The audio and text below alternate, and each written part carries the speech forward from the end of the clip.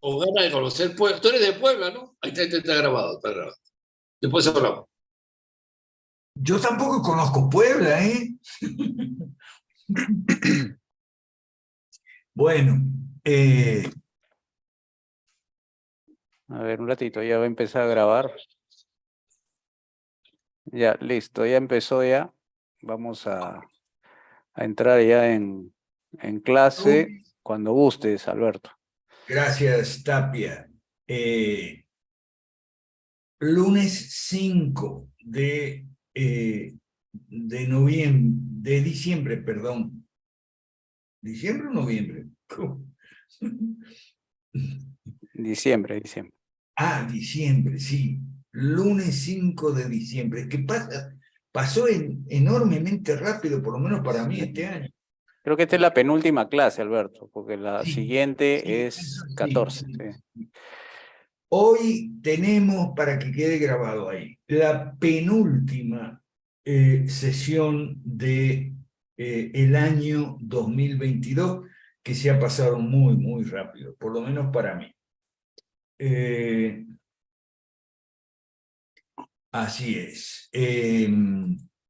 Preparando el octavo congreso en Puebla, ¿okay? Penúltima clase. Recuerde el asunto del pago mensual. El pago mensual que se hace en diciembre es para diciembre y enero. Tenemos en la primera quincena de diciembre 2 clases, esta y la que sigue. Y en la segunda quincena de enero también 2 clases. Entonces, el mes paga 4 clases y es en esta ocasión 2 de diciembre y 2 de enero. ¿Ok? Bueno. Según lo que tengo el calendario, Alberto, para enero hay 3 lunes. ¿Qué lunes arrancamos? ¿El 16 de enero? Sí, puede ser el 16. Ya, porque hay 16, 23 y 30. Hay 3 lunes de... Bueno, sería un lunes de Yapa. Ya hasta el lunes de Yapa. Listo. ¿Ok? Bueno, gracias. Hoy vamos a hablar de Raico. Lo principal que vamos a decir de Raico se puede resumir. Los problemas de corrientes distintas de pensamiento, o sea, liberales anticonservadores, liberales sociales y conservadores antiliberales, existen desde siempre en cuanto a la tradición del liberalismo clásico. Una Gloria Álvarez, liberal anticonservadora, y un Agustín Laje, conservador antiliberal, no son cosas raras ni novedosas. Eso es lo que quiero hoy que quede claro. Y en eso nos va a ayudar Raico. Claro, hay muchas otras cuestiones que enturbian, oscurecen el panorama, confunden a la gente. La histeria anticorrupción, el laufar y la paranoia del fraude electoral sin pruebas.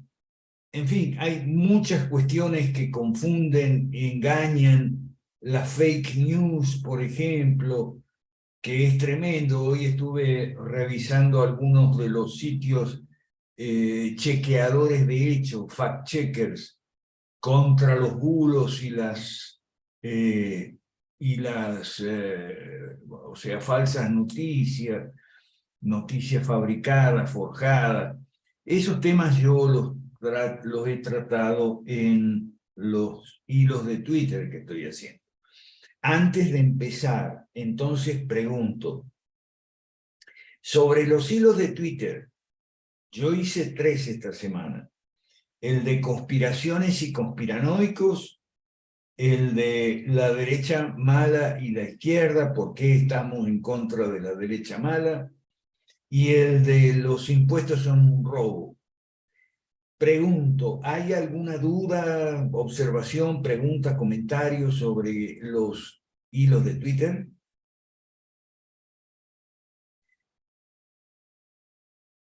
que yo los pongo ahí para dar clase a todo el mundo, digamos. Ok, bueno.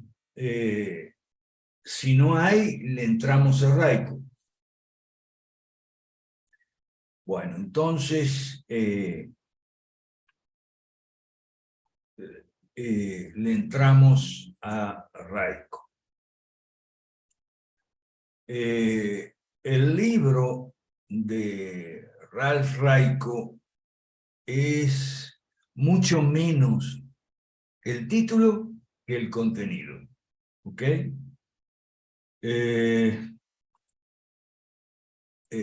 Perdón. Ajá, aquí está. El contenido es mucho más que lo que el título asoma, ¿no? Muchísimo. Entonces, el título es El lugar de la religión en la filosofía liberal de Constant Tocqueville y Lord Acton. ¿Ok? Y trata mucho más, de mucho más que eso. Trata de la tradición del liberalismo clásico enfrentada con los liberales sociales del tipo de la Fundación Naumann. El nombre de la Fundación Naumann está bien puesto, porque Naumann era un liberal social. ¿Okay? Bueno, los liberales sociales, los liberales anticonservadores y los conservadores antiliberales. Ese es el contenido del libro, y está precedido de el texto de una introducción de George Guido Hulsmann, de quien la clase pasada, el lunes pasado, estudiamos ese prólogo de Hulsmann. Hace 40 años, el historiador Ralph Raico, aquí está escribiendo Hulsmann, completó su disertación doctoral bajo la dirección de Hayek en Chicago. Su título enmascara su poder e importancia, el lugar de la religión en la filosofía liberal de Constant Tocqueville y Lord Acton.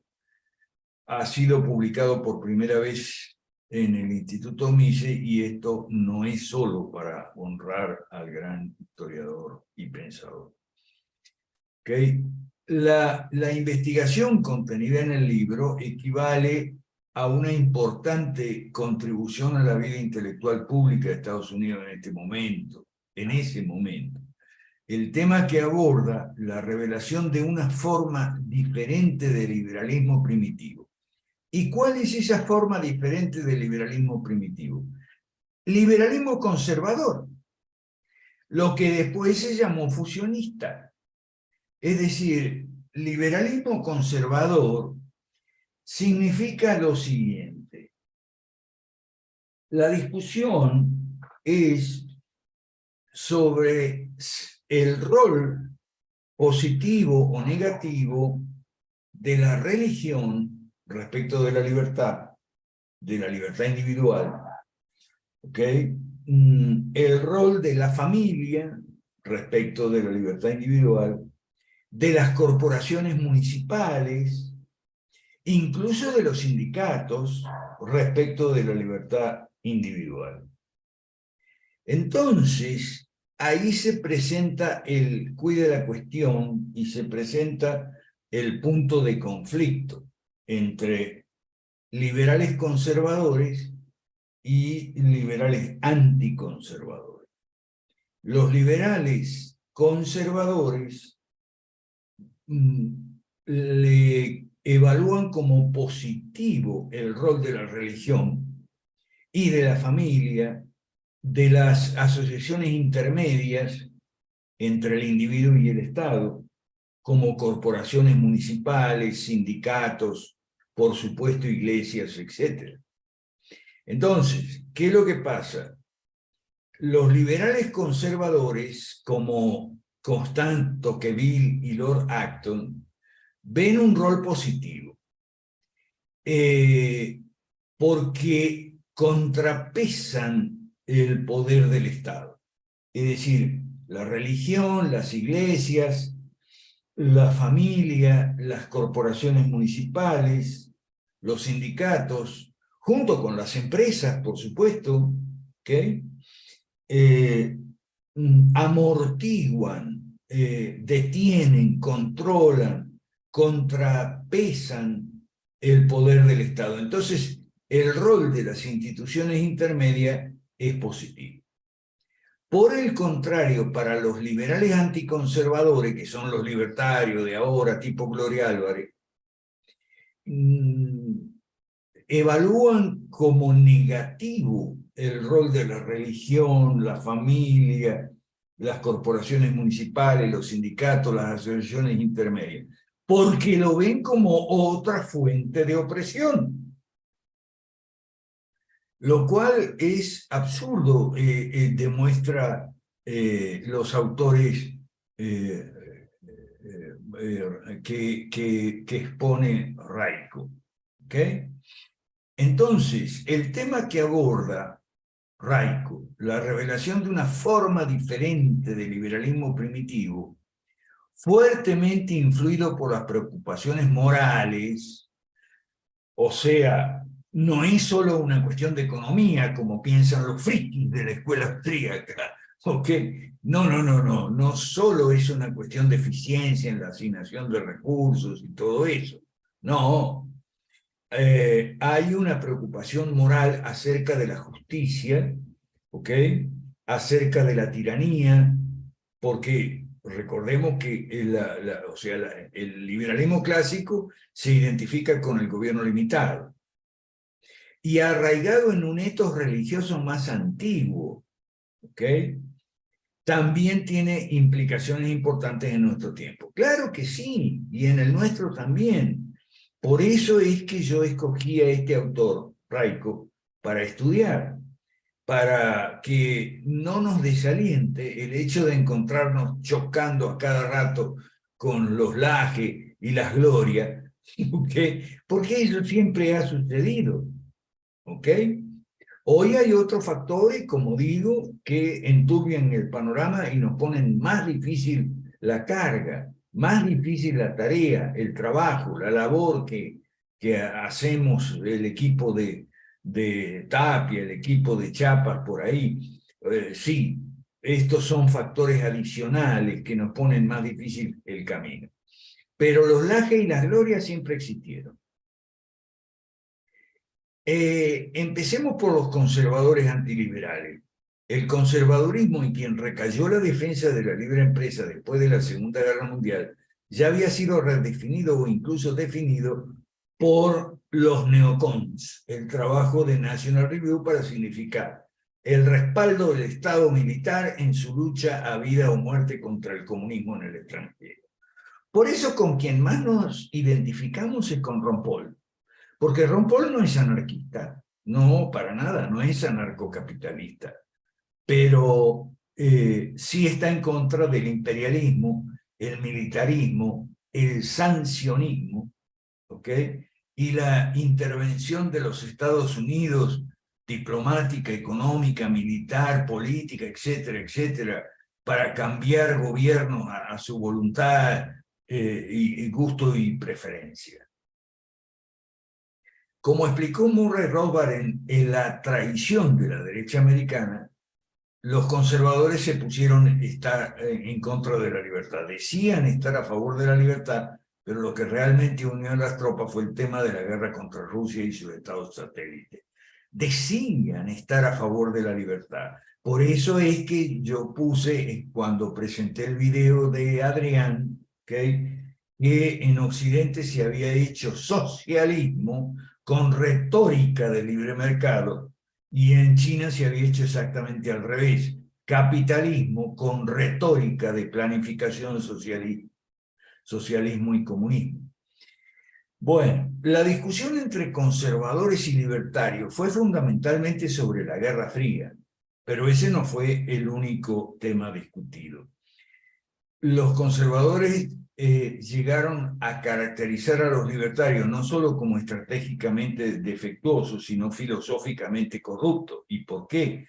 Porque habían heredado el laicismo, el anticlericalismo, el inmoralismo y el antinomianismo esenciales, le hace Gloria Álvarez, de la vieja escuela liberal, palabra que debe decirse con desdén burlón y entre comillas de la Ilustración. Los conservadores intentaron pintar a los libertarios con el pincel de la generación hippie y desertora. Y como hacen ahora los hispanistas, pintan a los libertarios con el pincel de la generación LGBTI, etcétera, ¿ok? Un sector de la nueva izquierda que hablaba vagamente de libertad mientras rechazaba todo tipo de autoridad social, ¿ok? Se aplicó la crítica. ¿Estaban los liberales de los siglos XVIII y XIX realmente prefigurando a los hippies de los 60 y por lo tanto necesitaban la fuerza correctora del conservatismo, tipo Laje, ¿ok? O los hispanistas, los católicos? Claro, ahora los católicos están también muy ocupados con las disidencias de derecha, que son varias, ¿no? Sedevacantismo, lefebrismo, tradicionalismo y conservatismo, en fin. Han salido un montonón de youtuberos católicos laicos, ¿no? En su mayoría, ¿ok? A tirar predicamento antiliberal, diciendo que el liberalismo sale de la Revolución Francesa y tal. Sí, ese liberalismo sale de la Revolución Francesa.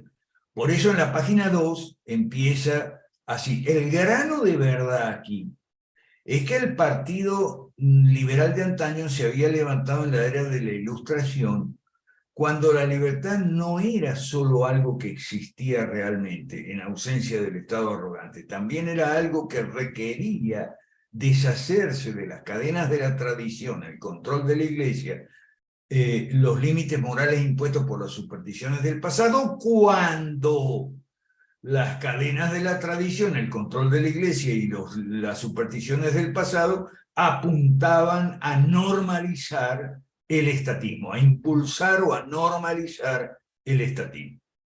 En cierta medida, esta tendencia del viejo liberalismo encontró su justificación en la relación demasiado estrecha entre Iglesia y Estado, en los antiguos regímenes de Europa.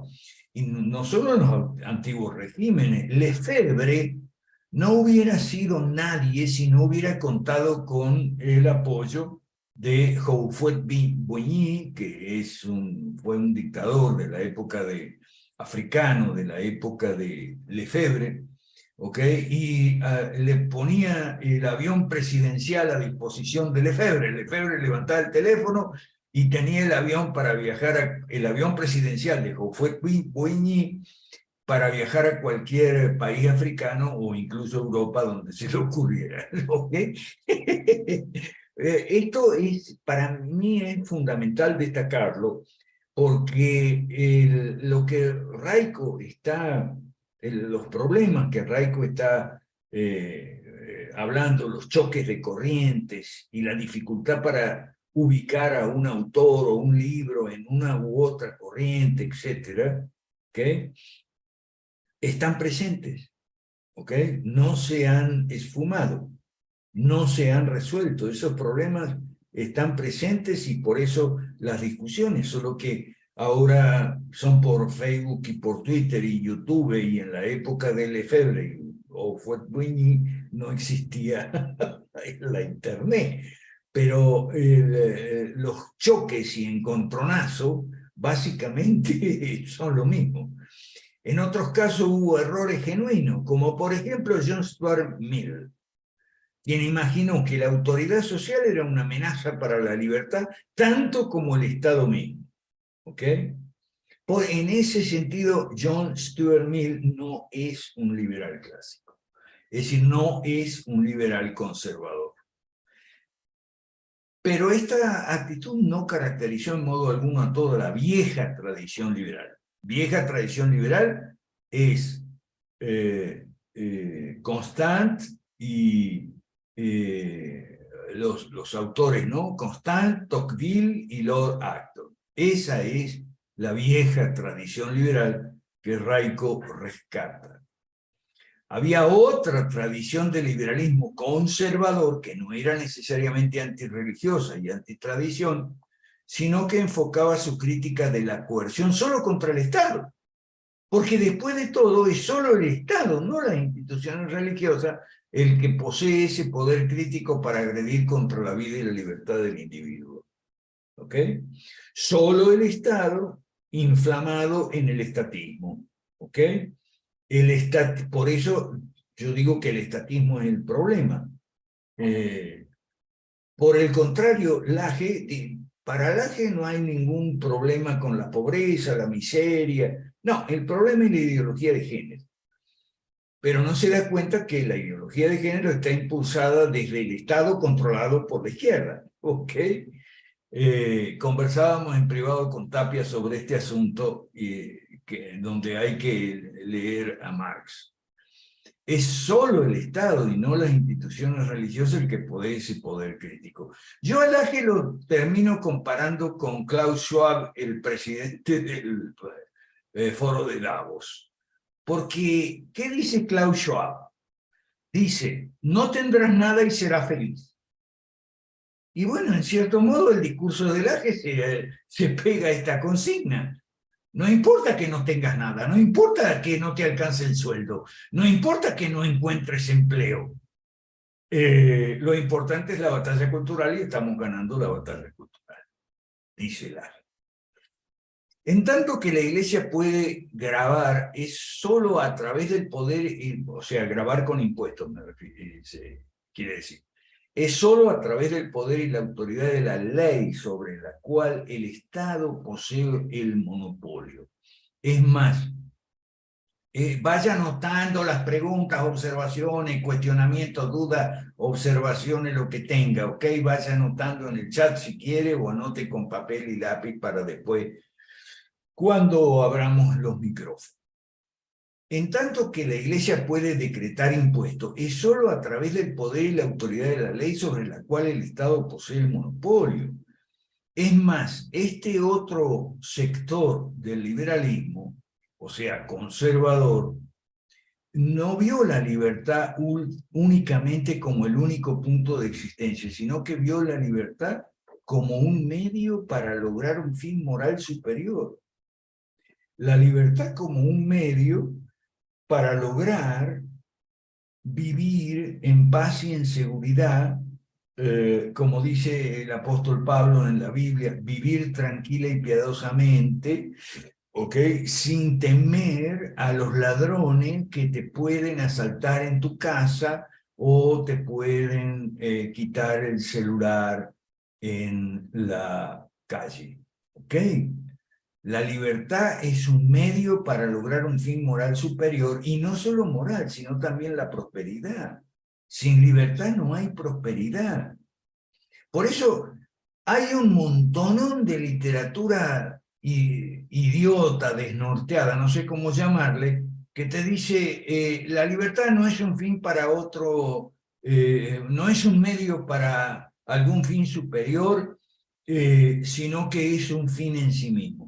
No, señor, me importa un comino que ese tipo de mensajes lo firme Venegas Lencho, el que siempre firman ese tipo de mensajes, ¿no? Que la libertad es un fin en sí mismo. No, para este otro sector del liberalismo conservador no es un fin en sí mismo la libertad.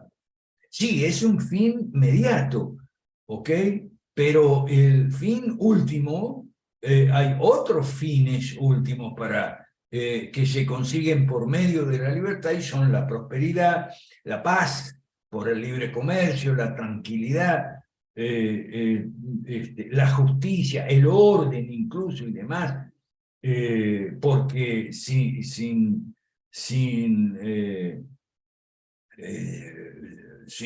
libertad no es posible vivir ordenadamente, sino se vive bajo la opresión, y eso no es de acuerdo al orden natural. ¿Qué recursos estaban disponibles para esta tradición liberal alternativa? No, o sea, la conservadora, que después se llamó fusionista. No había muchos en ese día. Fue durante este periodo cuando Ralph Raico se puso a trabajar en su tesis. Dio en el blanco con una discusión extensa de 3 figuras enormemente importantes en la historia del liberalismo clásico, para quienes una orientación religiosa y un marco moral general eran centrales en su pensamiento. El protestante Benjamin Constant, el católico Alexis de Tocqueville y Lord Acton, que también era católico, pero importante, fue un católico disidente, ¿no? En el primer concilio vaticano se opuso a la infalibilidad del Papa. Él y una minoría de cardenales que votaron en contra, creo que eran unos 30 más o menos, no estoy seguro del número.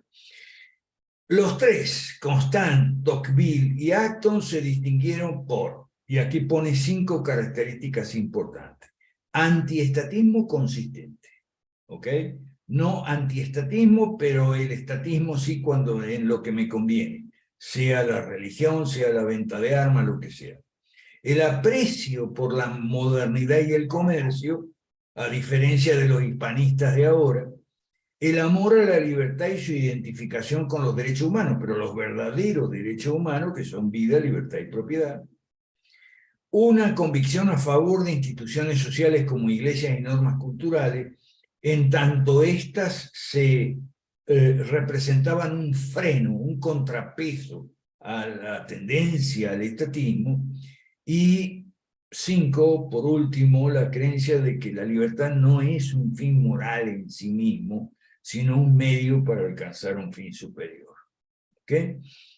Es más, estos pensadores, los 3, son personas a las que los conservadores han tendido a reverenciar, aunque sea de pasada, pero realmente han estudiado su pensamiento para ver su radicalidad, o sea, su radical liberalismo, su profundo amor por la libertad y su verdadero apego a la vieja causa liberal.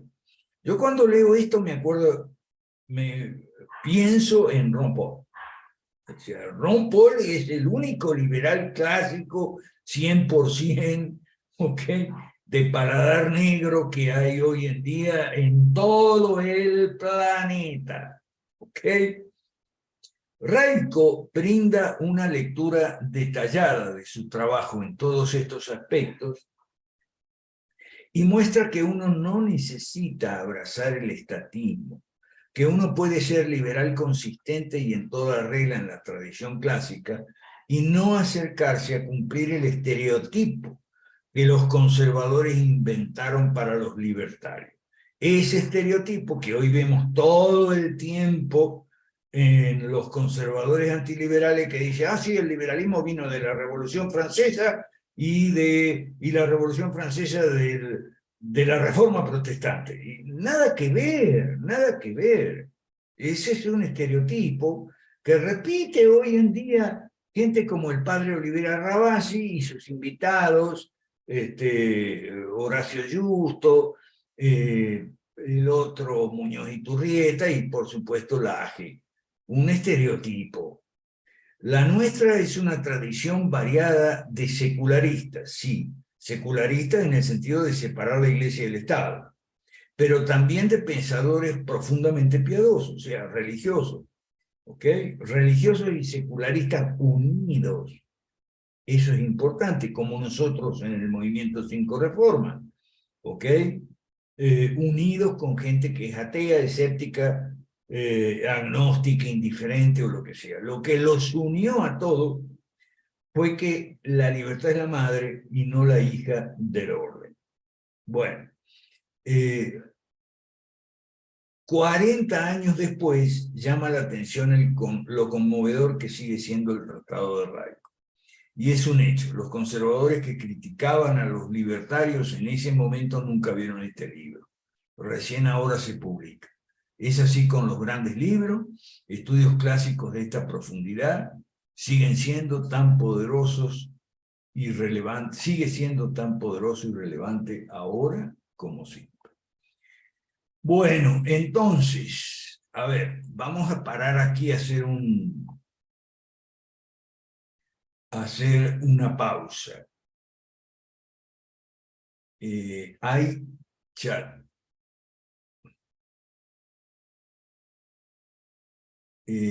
Jorge Chapas dice que va a completar su inscripción. Bueno, dale, Chapa.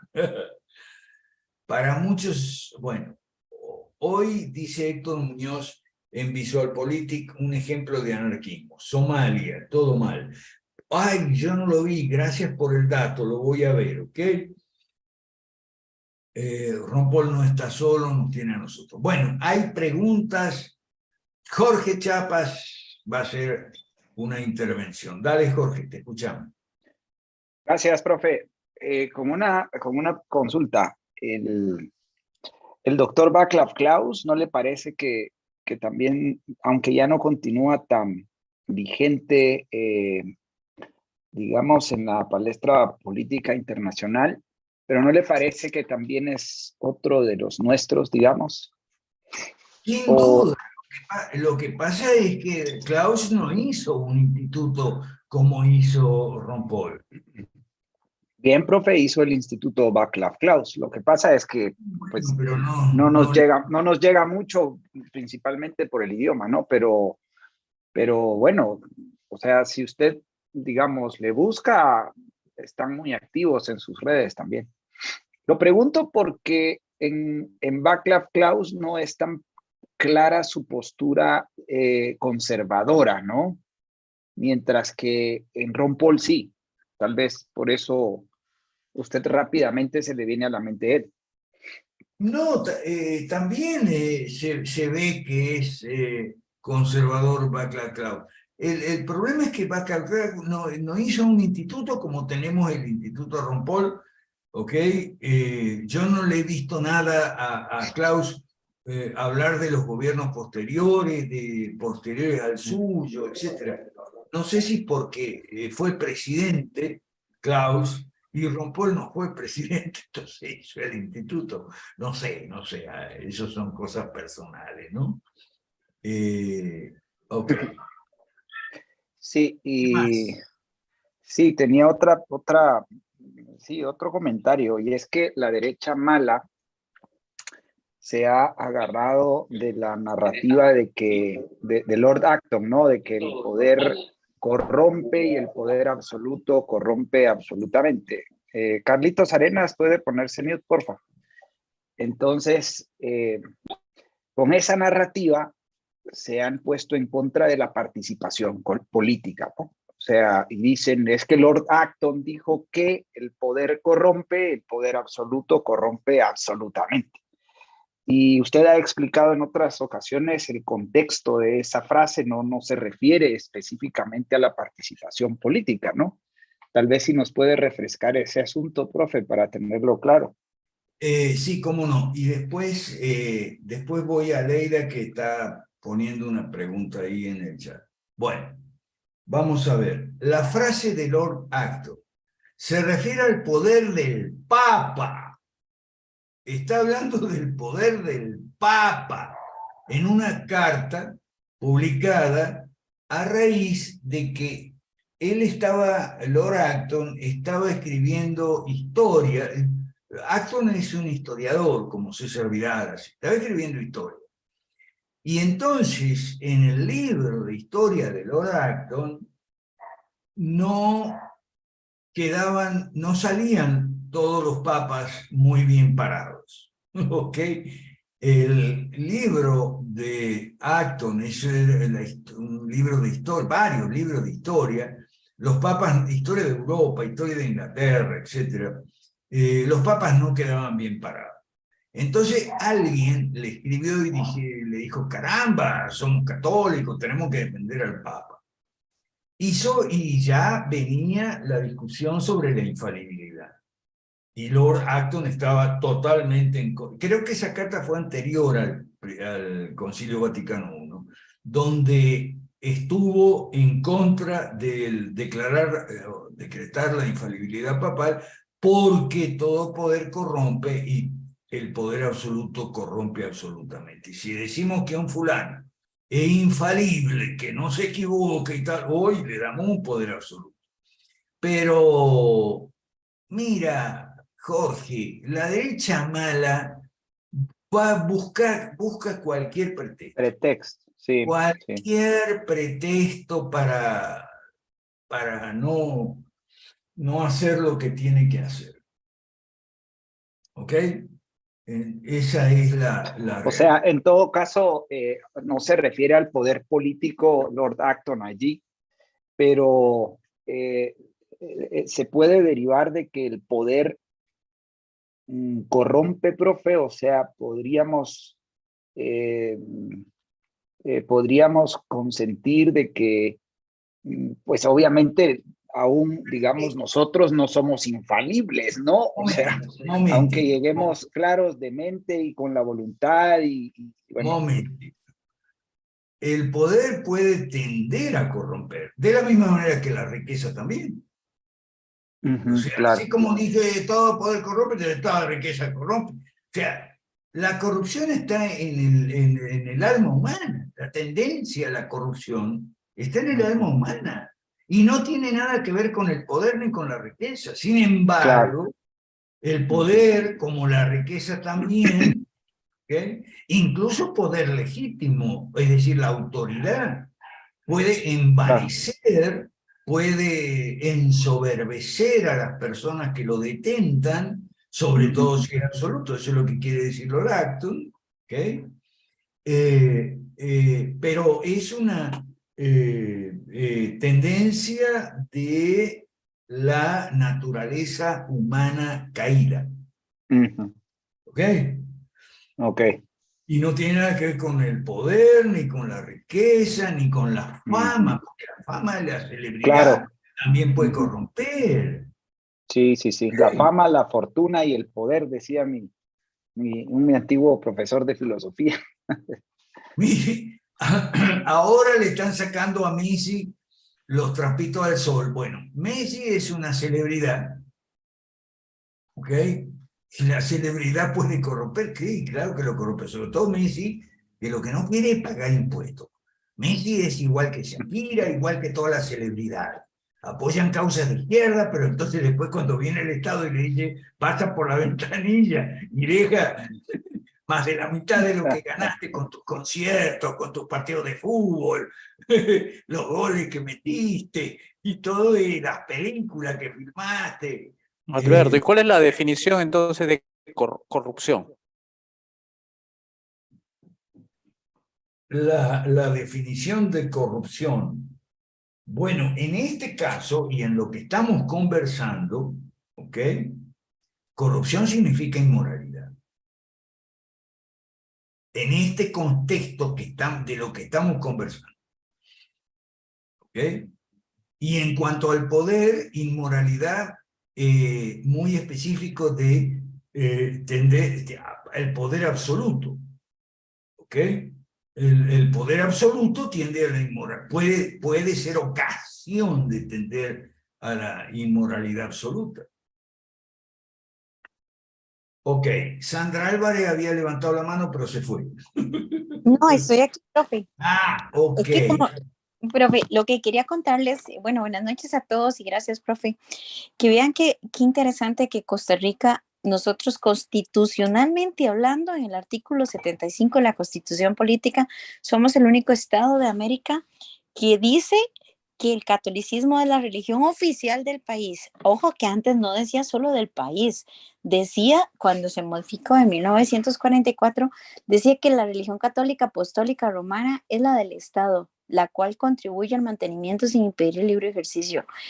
Además de que somos el, digamos, el único estado en América No es el único, no es el único. Okay. Bueno, pero por eso no, ya no, pero me refiero a que cuando se hace en la Constitución, en el 75, en ese momento era el único, ¿verdad? ¿Ok? Luego se modifica. No, es que no era el único, Sandra. Ajá. En la Constitución de la República Argentina también figura el mismo párrafo.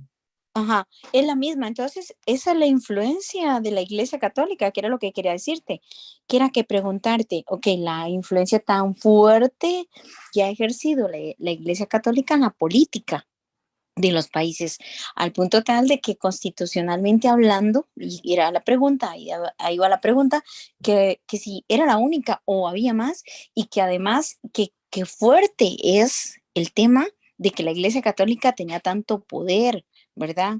Y que sigue teniendo poder, porque, bueno, en Costa Rica y en los países donde está establecido como la religión oficial de ese país, debe darse en las escuelas y colegios, y además hay financiamiento a la Iglesia Católica, exoneración de impuestos, y hay toda una serie de situaciones ahí, bueno, detrás de todo esto, por ejemplo, cuando se declara, se hace la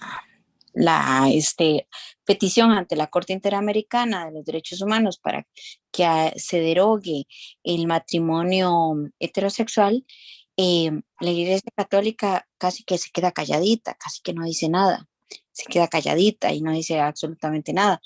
Pero imagínate que eso violentaría el 75 constitucional desde cualquier punto de vista, porque era la religión oficial del país. Y como tal, lo que decía la religión oficial era que era matrimonio heterosexual, ¿cierto? Entonces, mira que se dio una discusión, pero nadie discutió de eso. Ahora ya sí hay una discusión muy fuerte en Costa Rica porque sea un estado laico, ¿ok? Y que no haya financiamiento de ninguna índole. Y es la discusión cada campaña política vuelve a traerse. Ya tenemos como 3 campañas políticas con el tema, ¿verdad? Pero sí quería la pregunta era esa, profe, ¿verdad? Sí, De la pero chamba. no te vayas, no te vayas. Dale, Eh, dale, aquí. Tampoco es así, Aleida. Aleida dice que todos los países. No, no son todos los países. Costa Rica tenía Argentina, Colombia, ni eran todos, ni Costa Rica es el único. ¿Ok? Vamos a aclarar ahí porque si no se arma un entrevero terrible. Y aquí hay 2 o 3 observaciones y después vamos con Juan Alberto. Vamos con Juan Alberto. Primero, muchos autores católicos, muchos autores católicos, dicen que la Iglesia Católica puede tener influencia y mucha influencia en los países sin necesidad de ser declarada religión oficial, subsidiada y de imponer la religión católica en los colegios estatales. Basta con que se pueda hacer enseñanza católica en los colegios católicos. Muchos autores católicos liberales. Por otro lado, la influencia de la Iglesia Católica últimamente no ha sido mala en muchos países, ¿ok? En muchos países la conferencia episcopal se reúne y critica al gobierno, a veces en cosas que son criticables. Lo que a mí no me gusta de la Iglesia Católica de Nicaragua, por ejemplo, es que ahora se les ha dado por criticar a Ortega, pero ellos fueron los principales impulsores de Ortega. Incluso Ortega tenía sacerdotes como ministros al comienzo y todo eso. Entonces, de aquella lluvia vienen estos lodos. ¿Okay? Y por otro lado, la Iglesia evangélica, en lugar de hacer como antes hacía, que protestaba, yo creo que con justicia, contra ese privilegio otorgado a la Iglesia Católica, ahora quiere tener el mismo privilegio, ¿ok? Ahora quiere que, sí, así como Yamatei y toda esa historieta de decretar Guatemala para Cristo y todo eso, ahora los evangélicos quieren lo mismo. Antes no era así. ¿Ok? Bueno, pero seguimos conversando esto porque hay algunas apuntaciones en el chat. Dale, Juan Alberto, te escuchamos. Sí, tocayo, nada más una pregunta porque me parece importante de resolver el tema corrupción, por un lado, y el tema histeria anticorrupción, por el otro lado. Entonces, hay cosas que pueden prestarse a confusión. Entonces, ¿cómo separar ambas cosas? Porque hemos hablado de el problema de la corrupción, ¿no? Entonces, y hemos hablado de la necesidad de gente moral, etcétera, etcétera, donde indudablemente el Estado intervencionista va a propiciar mayor corrupción, eso también, pero no nos negamos a la posibilidad de que eso nos pueda ocurrir a nosotros también. Entonces, ¿cómo hacer una distinción entre lo que significa la histeria anticorrupción, que es un mecanismo de lucha politiquera por el poder, y el trabajo político frente a la posibilidad de una corrupción, ¿no? ¿Cómo Tocayo, estamos muy lejos todavía. No, Deberían te estar pensando estoy hablando en el tema debate, no te estoy hablando en el tema acción política. Estoy en hablando tema del de tema, qué. el tema de debate de Ah, ambos conceptos, de hacer una distinción entre un concepto y otro. Porque ok. si nosotros decimos, no, nada con ese tema de la corrupción, que eso es No, no, histeria, la no. corrupción, pero hay corrupción también, ¿no? O No, es que sea, nosotros no estamos diciendo eso, y especialmente ustedes que creo que en el Perú lo aclaran muy bien. La corrupción enorme y extendida, inmanejable, viene del estatismo y los presupuestos inauditables, ¿ok? Nosotros creemos, primero, que la corrupción no es el problema principal, sino el estatismo. Segundo, creemos que al reducir el Estado a sus funciones propias, la corrupción tampoco es que va a desaparecer, sino que se va a reducir a asuntos manejables judicialmente. a veces ¿Okay? es consecuencia de, Bueno, claro. eso lo hemos dicho hasta... Porque Eso, fíjate, yo tengo acá el presupuesto de gastos según el diario ok, Gestión. pero sí, pero no metas el presupuesto porque nos va a desviar No, a... no, no, espérate un ratito, espérate, porque no me has dejado concluir. Y los municipios se mantienen en un 19 o 21% del uso del gasto de sus presupuestos y que necesariamente se debe a un temor, seguramente, en ejecutar gastos, por el control, por las denuncias y por todo eso. Entonces las obras se frenan en un 80% de lo que podría ser usado en su presupuesto. Entonces allí hay un tema que es producto para mí de la histeria anticorrupción. O Sí, sea, sí. la gestión no se puede llevar a cabo porque se mueren de miedo. O sea, nadie firma, ¿no? Y por otro lado, el tarado de Milei dice que no hay que hacer obra pública, porque la obra pública es la fuente de la corrupción, entonces no hay que hacer obra Claro, pública. claro, eso también. Tarado, tarado.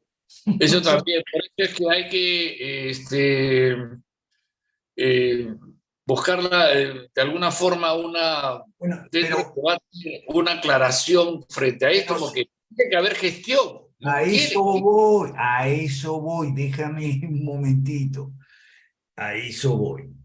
No sin antes señalar que la lucha contra la corrupción la empezó la misma izquierda contra los presidentes neoliberales y después entonces se les volvió como un boomerang, ¿ok? Sí, sí, sí.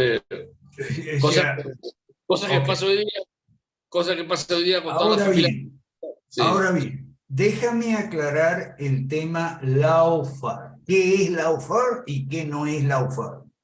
Lawfare es la violación de todos los principios jurídicos, especialmente procesales, en juicios que son de naturaleza política, son persecución política, y entonces se llevan por encima el derecho a la legítima defensa, principalmente y también la presunción de inocencia, Ajá. los lapsos de prueba, los lapsos para presentar, valorar y discutir y contrastar las pruebas, ¿ok? La prisión preventiva, o sea, eso es lawfare. Lawfare es decir, bueno, yo me quiero sacar de encima a este tipo que me está, entonces le meto una demanda. Si consigo un juez amigo. Si consigo un juez amigo y un fiscal amigo, yo meto la demanda y entonces el tipo puede terminar en la cárcel. De hecho, Lula terminó en la cárcel, ¿ok? Por un apartamento en la playa para descanso que alguien le había regalado. Fue un juicio amañado, un proceso torcido, no un proceso de derecho, sino un proceso torcido. ¿Okay? Eso es lawfare. Las 5 reformas son la única solución, porque al reducir el Estado a sus funciones propias de seguridad, justicia, infraestructura, por eso hoy lancé el hilo de Twitter sobre los impuestos son robos y la taradez de Milei, ¿ok? Entonces es posible contar con un poder judicial confiable. Hoy no se puede. En el estatismo no se puede, no se cuenta con un poder judicial confiable. Es decir, un poder judicial confiable es uno que respeta los principios generales del derecho, especialmente en el ámbito procesal, ¿okay? Cuando entra una demanda por un supuesto caso de corrupción. ¿Okay? Por eso decimos, el lawfare es meter demandas por supuestos casos de corrupción con pruebas muy endebles, O sin pruebas. O sin sin pruebas. prueba, no, porque generalmente forjan pruebas, ¿ok? Pruebas forjadas, no prueba fehaciente. Entonces, ese es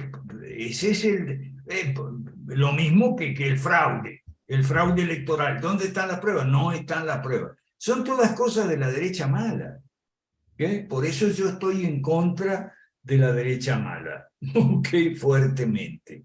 Entonces, eso es lawfare, es un proceso judicial amañado que apenas disimulan una persecución política. Y si tienen alguna duda, vean, si siguen la política argentina o la politiquería de meter presa a Cristina y todo eso, bueno, ahí hay mucho y de ahí viene que todos son unos chorros, son todos chorros, y cosas por el estilo, estupideces de la politiquería. Bueno, creo que la aclaración está. Sí, lo único que decía yo es, en el tema nuestro, a lo único que nos debemos dedicar es a entender la estructura del Estado como motivo de la corrupción, más que a perseguir a las individualidades y dejar que los fiscales y los jueces y la policía hagan ese trabajo, ¿no es cierto? O sea, que no sea nuestra función hablar de los escándalos, escandaletes y estas cosas, sino romper la estructura de la corrupción, pero permitir la gestión que no se hace. O sea, propiciar, darle confianza al gestor para que éste pueda usar su presupuesto, ¿no? Creo que por ahí debe ir el camino, ¿no? Okay. Más, y ¿no? si lo usa mal, y si hubiera una corrupción, entonces el acusado tiene derecho a presumir su inocencia, a que se valoren las pruebas que va a presentar, se abusa de la detención preventiva, o sea, toda una serie de figuras procesales con las cuales la histeria anticorrupción se las lleva por delante. Basta que un politiquero meta una denuncia en un juzgado amigo, ¿ok? Con un juez amigo y un fiscal amigo para que una persona quizá inocente tenga que ir a la cárcel. Esa Claro. es una de las Acá razones. eres culpable hasta que demuestres tu inocencia. Sí, Eso también es verdad. Eso esa, pasa en Perú. En el Perú, no sé, en otras partes también puede pasar, pero en el Perú se ha hecho tan popular. Fíjate, nada más con esto concluyo mi participación. Había un fiscal de la Nación, hicieron 500 titulares diciendo que era corrupto toda la prensa caviarizada. Lo llevaron al Congreso de la República, lo llamaron de corrupto siempre. Y entonces hizo una pregunta y se la hizo a Gino Costa, que era un congresista de izquierda. Le dijo, señor Costa, ¿usted puede decirme cuál es mi delito? Y nunca dijeron cuál era su delito. bueno, por eso tanta gente decente no quiere meterse en la política, porque sabe que puede terminar en la cárcel. Por eso, bueno, a muchos buenos empresarios no quieren ser alcaldes, ni gobernadores, ni nada de eso, ni candidatos, porque pues, pueden terminar en la cárcel. Otra cosa. Okay. Bueno, gracias, Tocayo. Gracias. Sí, otra cosa muy importante. La libertad de expresión con respecto a la prensa. Hoy en día lo usual en la histeria anticorrupción es que la prensa te condene antes que los tribunales. Pero entonces el acusado tiene que tener bien claros y expeditos los caminos para hacer enjuiciar a periodistas, editores, directores y dueños de periódicos por calumnia, por injuria, difamación. Esas figuras tienen que estar disponibles para los acusados. ¿Ok? Claro, si alguien que me escucha va a decir, este protege a los corruptos. No, no protejo a los corruptos, protejo a los acusados. ¿Ok? Bueno. Ok, hecha la aclaración, dice aquí...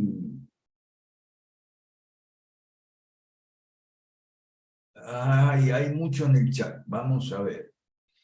Aleida. Exponentes del liberalismo clásico. Bueno, lo estamos mencionando. Raico menciona Tocqueville, Acton y Constant. ¿Okay?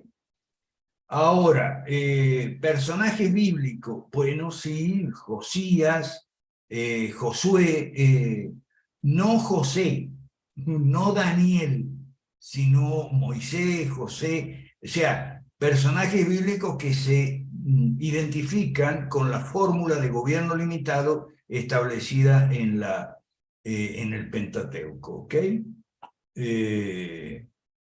Son raíces bíblicas de la noción de gobierno limitado. La tesis del Señor de los Anillos, también comenta Leila, también es que el poder corrompe, solo un alma pura puede resistir. El problema es el sistema tributario español, dice Yuri Perales. No sé a qué te refieres, Yuri Perales, con sistema tributario español. No sé de qué me estás hablando. El cantante Juan Gabriel en México fingió su muerte para evitar ir a la cárcel por todo lo que debía de impuestos. No es posible. Pero esa es una teoría de la conspiración también, ojo. Aquí Yuri Perales aclara. El sistema en España se paga bono a los fiscales tributarios, no son devueltos, así se le gane la entidad recaudadora en el Poder Judicial. Sigo sin entender, Yuri Perales. Si tienes micrófono por ahí, dale con el micrófono porque sigo sin entender. Guatemala siempre tuvo la religión oficial católica, México también. Ok, ahí gracias Chapas que pone ahí al Instituto de Klaus. Javi, voy al Poder Judicial Español.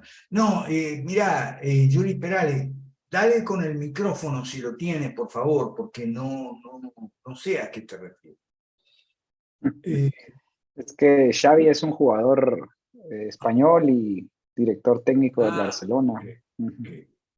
Manuel Figueroa. Ok. Que si algún funcionario... Ajá, aquí hay una pregunta de Manuel Figueroa. De que si la responsabilidad del funcionario puede ser administrativa o penal. Depende. O sea, puede ser administrativa o puede ser penal, puede ser política también, depende de los casos. Ok. Yuri Perales, ¿estás con micrófono por ahí?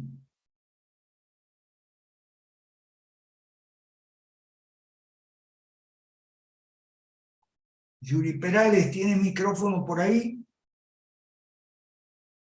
A ver si le pueden dar el micrófono. Ah, sí, aquí lo... Está tapado el micrófono. Ah, está en un... Bueno, Yuri Perales, pero no te metas. Bueno, ok. Vamos ahora, los últimos 20 minutos o 15 que quedan.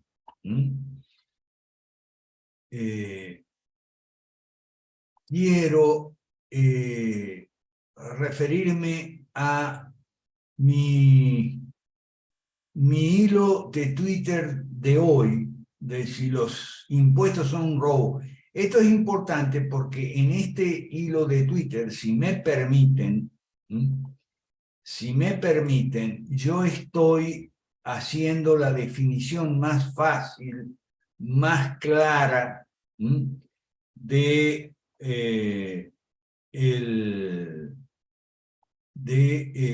lo voy a poner aquí en el chat para ver si alguien lo puede compartir. Ok, ahí está en el chat de la realidad. Si alguien puede, lo comparte. ¿Ok? Ah, pero aquí está mal el punto 5, pucha, que metí la pata ahí. A ver, ya va. Aquí está la versión corregida.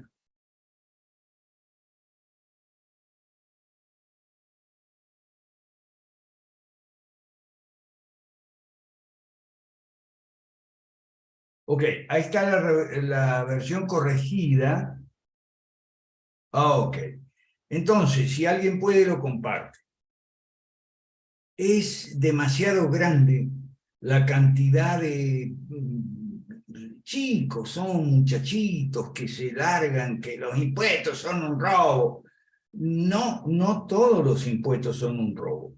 El liberalismo clásico se identifica con el gobierno limitado, ¿okay? Entre la tiranía y la anarquía. Limitado en funciones, en poder y recursos. Según el principio de subsidiariedad del Estado bien entendido, que significa un rol supletorio respecto a iniciativas y actividades privadas. Un papel limitado a la provisión de bienes públicos. Claro, un chico de 20 años no sabe lo que son bienes públicos. Son de consumo no rival y de cuyo consumo no puede excluirse a los no pagadores y por eso no pueden costearse con precio. Casi todos los bienes económicos son privados, porque son de consumo rival y de su consumo puede excluirse a no pagadores, así pueden costearse con precios. Privados son todos los bienes económicos, excepto 3 y solo 3. Seguridad pública, tribunales de justicia pública y obras públicas de infraestructura, aunque a mi ley no le gusta. Un sistema de gobierno justo, ok, gracias. Un sistema de gobierno justo, estamos hablando de un sistema, no de un gobierno, se limita a proveer bienes públicos, seguridad, justicia, infraestructura pública. Son sus funciones propias y los impuestos justos son para esas tres funciones, pero no son un robo. Impuestos que exceden este límite son injustos y sí que son un robo. Yo aquí no estoy inventando nada, estoy simplemente mencionando la subsidiariedad, aplicando, digamos, la subsidiariedad del Estado, los bienes públicos y bienes privados, y las funciones propias del Estado, y los impuestos que no exceden el límite de aquella cantidad necesaria e indispensable para sostener las tres funciones propias del Estado y ninguna otra. Por eso está el punto 5, donde cometí un error estúpido ahí. Bienes y servicios económicos de toda suerte, agro, industria, comercio, finanza, educación, atención médica y jubilaciones, son bienes privados. Pueden costearse con precio. Por eso su provisión no corre a cargo del Estado, o sea, no debe correr a cargo del Estado y sigue en la iniciativa privada. El proyecto, aquí está lo que quiero destacar. El proyecto 5 reformas es simple. Es devolver a los privados la provisión de bienes privados y limitar los gobiernos, tanto municipal como regional y nacional, a proveer los 3 genuinos bienes públicos que pueden costearse con un impuesto único y universal y uniforme, las 3. Para eso hay que derogar las leyes malas, que arbitrariamente atribuyen a los gobiernos funciones impropias, como salud y educación, y les otorgan excesivos poderes y recursos en el área económica también, las empresas del Estado, los activos del Estado, más allá de todo límite. Sin esas leyes será posible concretar las 5 reformas para tener orden, justicia y libertad. Los problemas más graves de la gente, según las encuestas, son 3. Inseguridad, pobreza y apremios económicos, insuficientes obras públicas. Las soluciones respectivas también son 3. Seguridad, riqueza e infraestructura. Para eso, las 5 reformas. Ok, millón de gracias por compartir. Ok, vamos ahora... No, Yuri Perales, agarra el micrófono, Yuri Perales, por favor.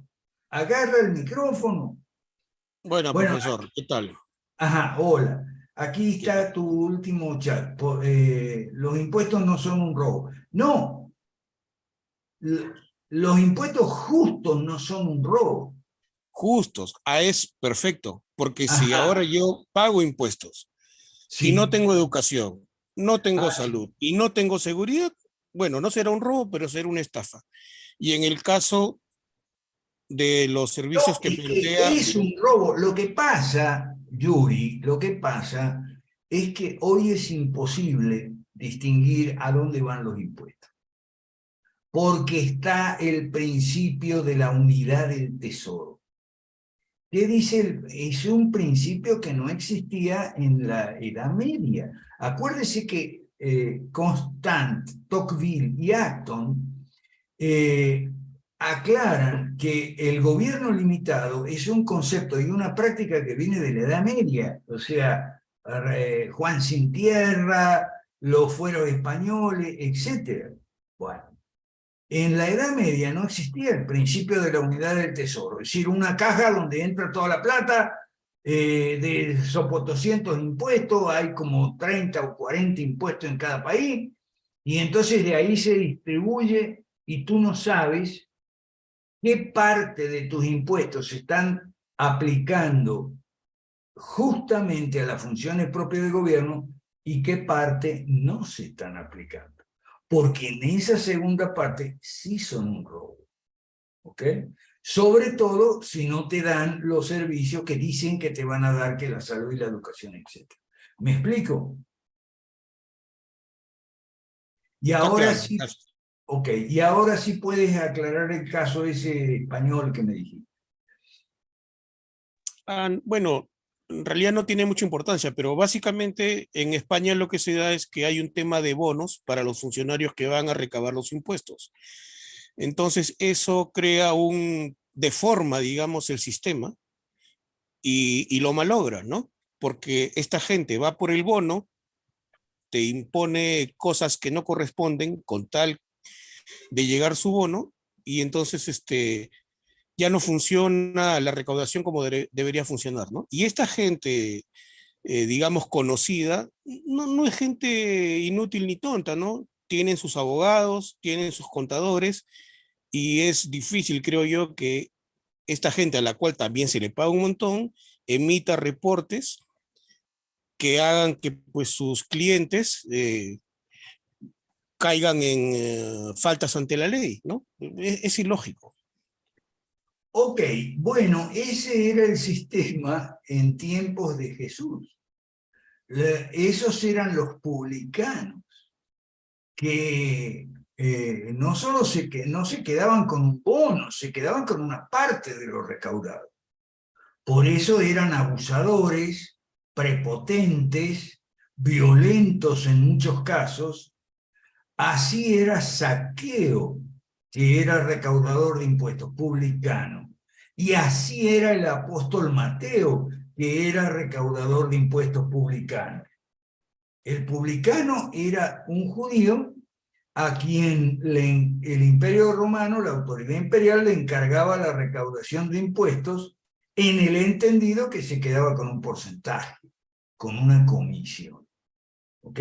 Ahora en España es un bono. Bueno, la diferencia es de detalle nada más. Ok.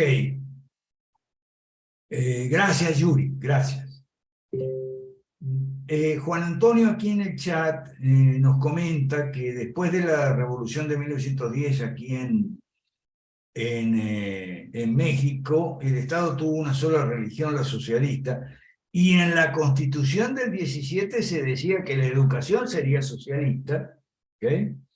Por eso en los 20 hubo una persecución religiosa, la llamada cristiana, porque tuvo una respuesta armada del pueblo contra la persecución. Ok, entonces, si me permiten, voy a... ok, si me permiten, quiero, para terminar, entrarle un ratito nomás, permítanme entrarle un ratito nomás a la cuestión de la derecha mala que, es que me da mucho dolor de cabeza porque resulta que me critican mucho porque le doy a la derecha y más. Bueno, aquí, vuelta otra vez, lo meto en el chat a ver si alguien lo puede compartir, como compartió el otro. Las opciones del menú se llama este hilo. Las opciones del menú. Me llegan mucho mensaje de usted dice ser de derecha, pero vive denotando la derecha. Me critican a menudo. Respondo que es la derecha mala, no quiere, no sabe o no puede hacer las reformas profundas. Por eso no hay riqueza. Y la izquierda ahora gana elecciones. Pero no, y esto es lo que quiero destacar, algunos supuestos liberales, como Axel Kaiser, por ejemplo, lo menciono porque está Iván Ruiz aquí, que es de Chile. Algunos supuestos liberales, o más o menos liberales, como Axel Kaiser, se le ha dado por decir que la izquierda gana elecciones en América Latina porque el pueblo latinoamericano tiene la izquierda en los genes, en el ADN. Eso lo dice siguiendo también a otro ilustre supuesto liberal, Vargas Llosa, que dice más o menos lo mismo. Mire, yo vivo haciendo encuestas, eso no es cierto, eso no es mentira, eso no es verdad, eso es una mentira. Yo vivo haciendo encuestas. No es verdad que la gente que se levanta a las 5 de la mañana para trabajar o para buscar empleo, ¿ok? La gente que va en autobús colgada a su trabajo, que se ocupa de su familia, etcétera, etcétera, tenga una mentalidad de izquierda que está en los genes. Eso es una calumnia, eso es una injuria contra la gente. No es así. Vota por la izquierda, por ejemplo, ahora porque los gobiernos de la derecha mala fueron tan malos, no hicieron ninguna reforma, por lo tanto no hay oportunidades, no hay prosperidad. ¿Y por qué digo esto? Por lo siguiente, aquí está la prueba de lo que yo digo. Yo no digo nada sin prueba. Si fuera cierto lo que dice Axel Kaiser y Vargas Llosa y otros macaneadores, que la gente latinoamericana tiene el socialismo en el ADN, entonces emigraría a Cuba, no a Estados Unidos. ¿Me explico? Lo voy a decir de nuevo. Si fuera cierto esa pelotudez de que no, que en América Latina nos han inculcado el marxismo, las ideas de izquierda, las ideas socialistas, bueno, pero entonces los inmigrantes irían a Cuba y no a Estados Unidos. Eso no es cierto. Y en la parte que lo es cierto es muy superficial. ¿Okay? La gente de trabajo, de familia, ¿ok? Los que tienen mentalidad de izquierda sí son los delincuentes. O sea, los que te salen a robar, los gangs, las maras, las pandillas. Los que te salen a robar, esos sí tienen el socialismo en el ADN, porque eso lo que dicen es, hay demasiada riqueza concentrada en unos pocos. Los gobiernos que dicen que van a distribuir la riqueza no lo hacen. Por lo tanto, yo lo voy a hacer por mi cuenta. Voy a tomar la parte que me toca. Entonces agarro una pistola y voy y asalto al primero que me encuentro por la calle, y si se me resiste lo mato. Esa gente sí. Pero las personas, hombres, mujeres, jóvenes y viejos, que no son delincuentes, o sea, que son de trabajo y demás, cuando no encuentran trabajo, cuando no encuentran oportunidades, emigran a Estados Unidos, no a Cuba. ¿Ves? Tenés que ver, Iván, Axel Kaiser dice pelotudeces demasiado grandes, viejo. En América Latina, izquierda y derecha mala son las únicas opciones del menú. Cada una de las dos se presenta en cada país con variantes nacionales, a veces con disfraces, pero son variantes, no hay más. Nosotros no estamos en el menú, ¿ok? Entonces, Axel Kaiser dice, pero es que desde la cuna, desde el jardín de infantes, la educación nos mete socialismo en la cabeza. Sí, eso es cierto, ¿ok? Sobre todo en la universidad, ¿ok?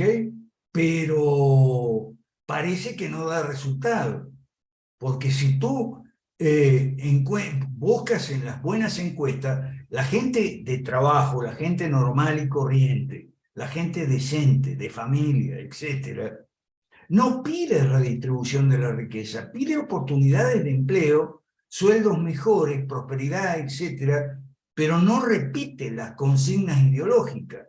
Por eso yo siempre hago la distinción entre consignas ideopolíticas y necesidades reales. Punto 3. ¿Cómo votar con solo 3 opciones? Bueno, en cada país, esto es lo que quiero destacar. En cada país,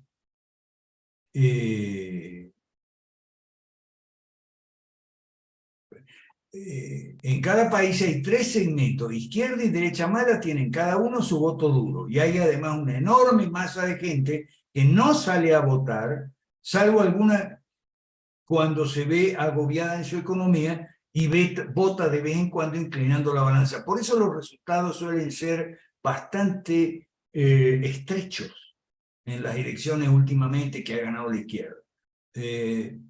Suelen ser estrechos, y ahí mete la cuña la paranoia del fraude. Cuarto, la derecha mala tiene 2 brazos, el politiquero y el youtubero. Con el primero gobierna cuando le toca y con el segundo distrae y engaña a la gente. ¿Ok? Le tocó gobernar en la década pasada, no hizo reforma, no hay riqueza.